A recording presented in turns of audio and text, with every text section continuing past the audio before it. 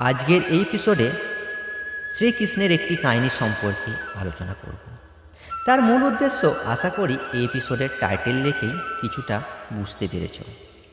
এপিসোডের আগে আমি আপনাদেরকে বলতে চাই, আমাদের এই চ্যানেলে অনেক রকম শিক্ষামূলক এপিসোড রয়েছে। এই এপিসোডটি দেখার পর আপনাদেরকে কেমন লেগেছে অতি অবশ্যই কমেন্টে লিখে জানাবেন। এই শ্লোকে বর্ণনা করা হয়েছে কীভাবে ভগবান তার বিভিন্ন জড়শক্তি ও চিৎ শক্তির দ্বারা সর্বত্রই পরিব্যাপ্ত। ভগবান সম্বন্ধে জানতে সচেষ্ট হলে প্রথমে তার বিভিন্ন শক্তির প্রকাশের মাধ্যমে তাকে অনুভব করা যায়।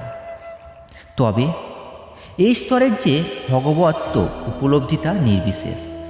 যেমন সূর্যদেব হচ্ছেন একজন পুরুষ এবং তাকে উপলব্ধি করা যায় তার সর্বব্যাপক শক্তি তার কিরণের মাধ্যমে, তেমনি পরমেশ্বর ভগবান যদিও তার নিত্যধামে বিরাজমান, তবুও তার সর্বব্যাপক শক্তির প্রকারের মাধ্যমে তার অস্তিত্ব উপলব্ধি করা যায়। জলের স্বাভাবিক স্বাদ হচ্ছে জলের একটি সক্রিয় ধর্ম। আমরা কেউ সমুদ্রের জল পান করতে চাই না, তার কারণ যেখানে বিশুদ্ধ জলের সাথে লবণ মেশানো রয়েছে। অস্বাভাবিকভাবে শুদ্ধতার জন্যই জলের প্রতি আমাদের আকর্ষণ এবং এই শুদ্ধ আস্বাদন ভগবানের অনন্ত শক্তি একটি অতি প্রকাশ। নির্বিশেষবাদীরা জলের স্বাদের জন্য ভগবানের অস্তিত্ব অনুভব করে এবং সর্ববিশেষবাদীরাও ভগবান যে করুণা করে আমাদের তৃষ্ণা নিবারণের জন্য জল সৃষ্টি করেছে, তার জন্য তার গুণ কীর্তন করেন।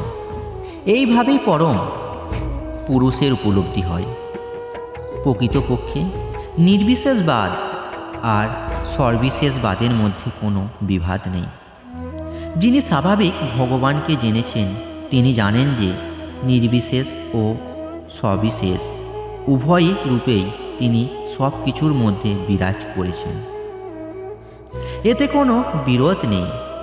তাই চৈতন্য মহাপ্রভু মহিষত্ব অনিশ্চয়তা ভেদাভেদ তথ্য অর্থাৎ একই সাথে এক তথ্য ও প্রকৃতত্ব করে আমাদের পূর্ণ ভগবত্ব তথ্য জ্ঞান দান করেছেন। সূর্য ও চন্দ্রের রশ্মির ছটাও মূলত ভগবানের দেহ নির্গত।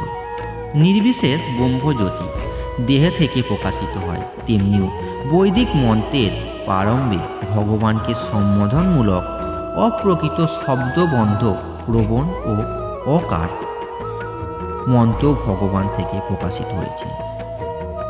যেহেতু নির্বিশেষবাদীরাও পরমেশ্বর ভগবান শ্রীকৃষ্ণকে তার অসংখ্য নামের দ্বারা সম্বোধন করতে খুবই ভয় পায়, তাই তারা অপ্রকৃত শব্দ ব্রহ্ম অকারের মাধ্যমে তাকে সম্বোধন করে।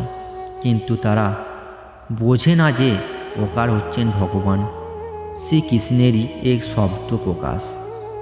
কৃষ্ণ ভাবনায় পরিধি সর্বব্যাপ্ত, তাই কৃষ্ণ চেতনা উপলব্ধি তিনি লাভ করেছেন।